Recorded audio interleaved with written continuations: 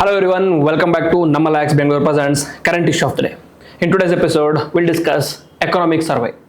We'll discuss the highlights of economic survey and also we'll discuss the basics of economic survey. So let us start the 2026 economic survey. So in the basics, what we have to learn is who presents this and who prepares this. Everything has to be known because this is a favorite area of UPSC, especially in the prelims. So it is nothing but annual report of the economy, how the economy has performed, and also expectations for the future year, how the economy is going to perform. And it is released by Government of India, Ministry of Finance, and Finance Minister Nirmala Sitharaman released this economic survey. And it is released one day before the budget. So it was released on 29th January. So today, that is 30th January, will be the day of budget. And it is actually prepared by the economic division under the Ministry of Finance, which is under the control of Chief Economic Advisor. Very important.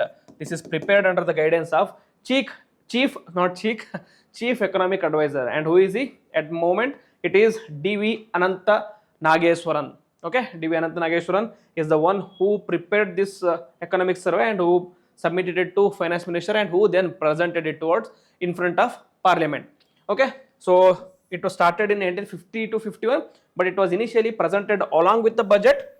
But in 1964, it was released separately, economic survey, a day before the budget. This is the history and the basics and the key highlights of 2026 economic survey. All the numbers you need to know. Okay, the projected GDP is 7.4% for the financial year 26, and GVA, gross value added, is 7.3%. This is the macroeconomic analysis. And GFCF, that is gross fixed capital formation, is 7.8%. It increased to 7.8%, and which is approximately 30% of the GDP, which is a good thing. Capital expenditure, gross capital expenditure means the creation of assets. Assets is created here. And then the inflation is 1.7%, which is the lowest in the recent years. And the fiscal consolidation, the fiscal deficit has reduced from 9.1% of the GDP in 2021 to 4.4% of the GDP. Very important. Under the Fiscal Responsibility and Budgetary Management Act, it mandates 4% of the fiscal deficit. So we are very closer to the fiscal deficit now. Next, with respect to external sector, current account deficit is reduced to 0.8% of the GDP. Under FRBM Act, it is mandated to 0%, but we are still reaching there. Okay, very important. So this is the macroeconomic analysis. Now going to the sectoral analysis. Sectoral analysis in the agriculture sector, the GVA of the total agriculture sector was 4% last year, and it is expected to grow at 4% growth as well. Within that, the livestock grew with 6.1% and is expected to grow at 6.1% again in the coming year. And fisheries grew at 7.2%, which showcases the diversification that we are achieving in agricultural sector. Okay. Next, the second most important sector, that is industry. In here, the real manufacturing growth GVA was 9.13%, very important in the last year.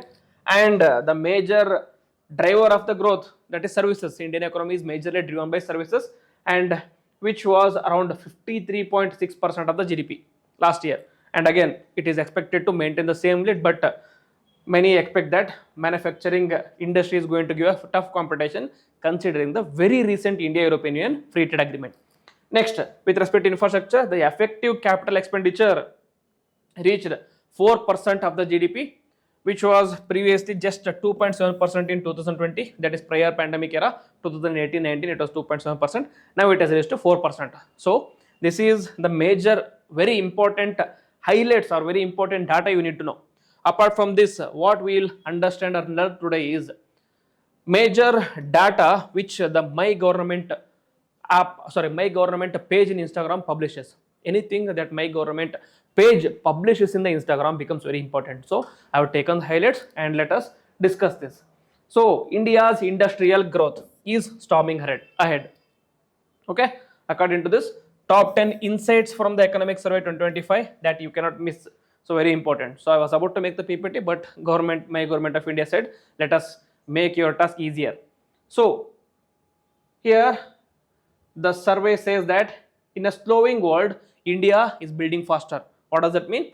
that the world level the industry or manufacturing sector is growing at a lower rate, but in India it is growing faster.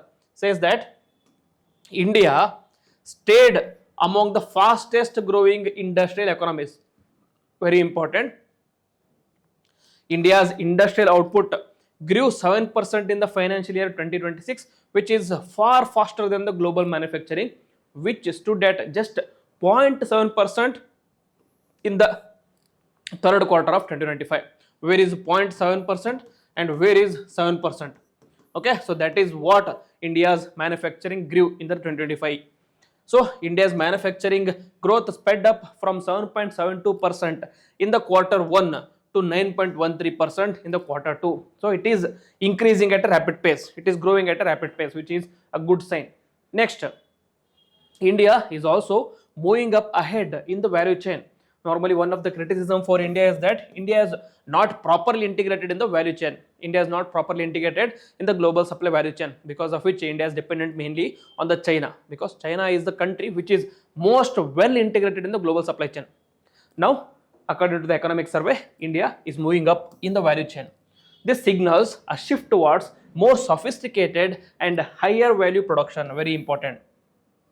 Okay, this change strengthens India's push for future ready competitive manufacturing. Very important. If you want to compete at the global level in the manufacturing industry, this was very necessary. Next, so 46.3% of India's manufacturing value added now comes from the medium and high cost high tech sectors. Very important. So total of the value, 46.3% of manufacturing value comes from medium and high tech sectors. Very important. If you want, you can just note down, or else the PPT is provided, or this particular thing will be provided in our Instagram channel or Telegram channel as well. You can go back and get it. Next, big capacity and bigger construction momentum. So here India is the second largest cement producer with respect to infrastructure. Very important. Second largest cement producer with 690 metric ton capacity and 453 metric ton production in the financial year 2025. So what does this indicate? It indicates that demand is rising on the back of highways, railways, housing, smart cities and rural development and industrialization. So growth in cement means what? It means infrastructure development. It means all the infrastructure like road, cities, housing, industries, etc. growth. That is why per capita consumption of cement and per capita consumption of steel is considered as one of the major indicators of the growth. Very important. Okay. Next, with respect to automobile sector, what they say is India as a global auto leader. So India is the world's largest market for 2 and 3 wheelers. It was previously the same thing, but now it keeps on growing as well. So India is the third largest market for the passenger as well as commercial vehicles. So the total automobile production also has increased from 23 million units in the financial year 2021 to 31 million units in the financial year 2025, which is approximately 34% increase in just 4 years. Okay, you have to understand here, India not only is increasing with respect to market, India is also increasing with respect to production as well. So the production is matching the market. The production is matching the demand here. That is very important. Next, with respect to renewable and reliable energy. With respect to reliable energy, it is powering India's economic strength. Obviously, again, as I told you, the per capita consumption of steel per capita cement production is an indicator. Similarly, the per capita consumption of electricity is also one of the major indicators of growth. So, coal imports fell by 7.9% in financial year 2025, which is boosting energy reliance. What does this mean? So, we are importing less coal, instead we are producing more coal in India itself. Producing in the sense extracting more coal in the India itself. So domestic coal output has lifted total supply to 1025.33 metric tons in financial year 2025. So there is increasing production within India. So we don't need to import coal anymore. Next, chemicals and petrochemicals contributed 8.1% of the manufacturing in 2024, remaining a key industrial backbone. Very important. Next, with respect to auto leader, I already explained to you. So what else? Yeah, roads that move the nation. So with respect to infrastructure development, this is very important aspect of any country's economic development. That is the national highway network. It was around 91,287 kilometer in financial year 2014. Why the financial year 2014? It was the year when the Congress or UPA government fell and NDA government or the BJP led government started. So just for comparison, in almost 12 years, it has increased to 1,46,572 kilometer, which is approximately 60% increase in the national highway network. This data is very important, especially in the mains, very important. So note it down. Next, average annual highway construction. So in 2004 to 2014, it was 4,174 kilometer per year. Again, this is a like jab at UPA government, because in 2000 from 2004 to 2014, it was the UPA government that was at the center. Next, from 2014 to 2015, 9,704 kilometer per year. So which is approximately 2.3 times the increase in average annual road construction, and also 10 times a jump in operational high speed corridors from 550 kilometers in financial year 2014 to 5,364 kilometers in financial year 25 December. Okay, so again a very huge increment or improvement in the infrastructure development. Next, building the EV manufacturing backbone. So one thing that the present government under BJP has focused always is on the green technology, especially led by electric vehicles. Okay, PLI schemes, that is production linked incentive schemes, are helping India shift to electric vehicles by building a complete EV system and EV supply chain ecosystem. So rupees 35,657 crore worth of investment were put to boost advanced automotive technology, and EV registrations surged to capital annual growth rate of 62.5% from financial year 20 to financial year 25, showing the rapid adoption. Okay, so CAGR growth has been around 62.5% in just 5 years. So there is a massive investment in manufacturing of EVs. And finally, with respect to infrastructure, the infrastructure that you can rely on. So in financial year, it was 4.2%, that is the energy demand to supply gap. So whatever the demand was there was a lag. If this is the demand, supply was somewhere here, so there was a lag between the demand and supply. That was around 4.2% in financial year 2014. Now it is 0. What does it mean? Supply and demand are going together. That is what the economic survey focuses here. So discoms made a remarkable turnout. So this is one of the success stories of the present government, you can say, because the discoms were running at a loss of 67,960 crore in the financial year 14, have now reached 2,701 crore profit in financial year 2025. Okay, again these are the very important numbers. Next, economic survey. So the numbers that change the lives. In the second part of the post, the government explains all the schemes and all the money that is spent for the welfare of the people. Okay, so welfare of the people. So this is also very important, the schemes and the amount of money that has been spent by the government for the welfare. So here the first thing is with respect to a cleaner India is a healthier India. So one of the major like call from the Prime Minister Modi, Prime Minister Narendra Modi has always been Swachh Bharat. So in order to improve Swachh Bharat, they have focused mainly on healthier India. So 98% of the wards now covered in door-to-door waste collection. So this is the door-to-door waste collection, the garbage trucks that comes every day in the morning, which sings Kannada songs for you to go up, get up and give your garbage to the collection. So 80% of the municipal solid waste is processed now, which is up from just 16% in 2014 and 25. So again, from just 16% of the solid waste which was processed in 24-25, 2014 and 14, it has now been increased to 80%. And then 7.75 crore citizens are powering the mission here. So 7.75 crore citizens are being involved in this particular mission of Swachh Bharat or particular mission of Cleaner India. And with respect to scholarship, which is opening the doors for millions.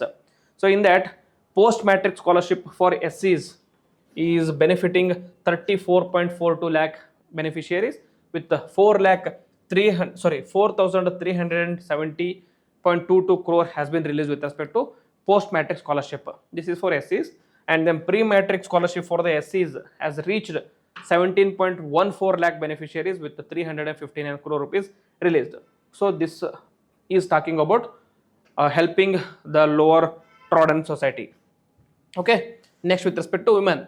So in the women drive the rural shift. So here the focus is on growing rural economy with the help of women. So what has the government done? 9 lakh plus community resource persons.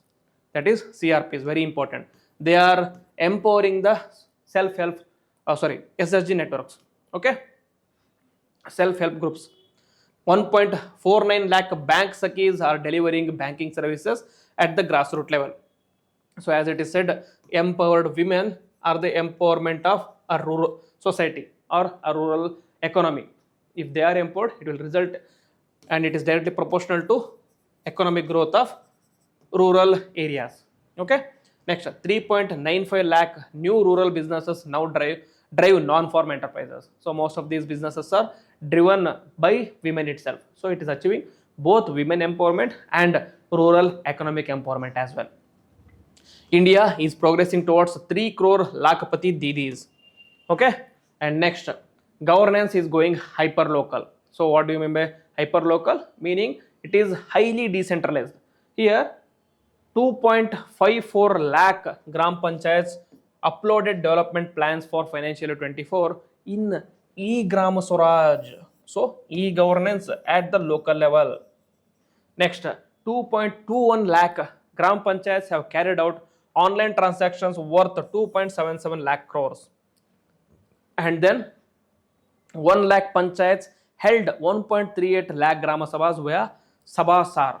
Okay, very important. Remember all these Sabhasar and again e-Gram Swaraj. These are all the examples for you to quote in your mains. And they can easily be the question in prelims as well. What do you mean by e-Gram Swaraj? What is it related to? Whether is it related to governance or whether is it related to sending fund transfer through like panchayats, or is it related to something else or health, etc., etc. So very important. You have to remember these things. Next, with respect to India's poverty, exit story is real. So they are saying escaping out of the poverty is real in India because they presented data here. In 2011 and 12, the poverty rate was 21.9%. In 2022-23, it was 4.3%. In 23-24, it is 2.3%. So the poverty rate is declining steadily, not steadily, has declined to a substantial extent from 2011-12 to 2023-24. So the estimate indicates low poverty incidence across the states in both rural and urban areas. So the poverty is reducing. Next, what else? Next is Sabka Saath Energy, Sabka Saath Vikas results. Okay, so the social protection coverage has increased between 2016 to 25. In 2016, the coverage was around 22%. In 25, the coverage is around 64.3%. That is, the people availing the Sabka Saath, Sabka Vikas benefits are increasing. So, universal household electrification achieved in 2021-2022. So, now many of the households which were not having the electricity previously are now getting availability of electricity because of the government schemes. So, this is a complete highlight of economic survey, and I only covered which is very important for UPSC preparation. Okay, there are very important things in the economic survey which will be boasting about the government achievements, etc., which is very good thing that has to be applauded, but that is not going to be very important from our UPSC, be it prelims or mains perspective. So everything is covered here, and again I have prepared a summary of this economic survey with the help of again artificial intelligence. I'm not going to say I read all the 739 pages, but I made an economic survey summary which will be provided in the Telegram channel of LaExcellence IAS Academy, Namma Laex IAS Academy. You can join the Telegram channel, which will be provided in the link will be provided in the description here. So with this, I will be ending the video. Jai Hind, Jai Karnataka.